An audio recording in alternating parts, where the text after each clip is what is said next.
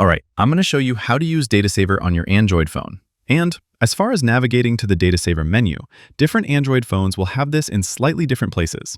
On a Samsung phone, like mine, I'll go to Settings, then Connections, and there I can go to Data Usage. This shows my data usage, and right at the top, there's a Data Saver option. Just toggle it on, and you're all set. Basically, Data Saver prevents background apps from sending or receiving cellular data when you're not connected to Wi-Fi. Any apps you're actively using will still work normally, though images or videos might take a little longer to load or might require you to manually tap before a video starts playing. There's also a setting here where you can give specific apps permission to use data without any limits. Just toggle those apps on and they won't be affected by Data Saver. If you go into mobile data usage and tap into the settings there, that's where you'll find your data warning and data limit options. Different from the Data Saver, but if you want to set yourself a hard cap to make sure your phone doesn't go past a certain amount of data, that's where you do that.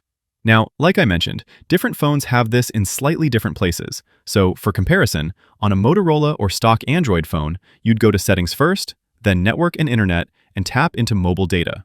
Same thing. You'll see your data usage, and Data Saver is right in this menu. Toggle it on, and like I said, this will prevent background apps from using data, while anything you're actively using still works perfectly fine. And that is Data Saver on your Android phone. Click that like button if this video helped you, and subscribe for more easy guides like this one. Thanks all, I'll see you in the next one.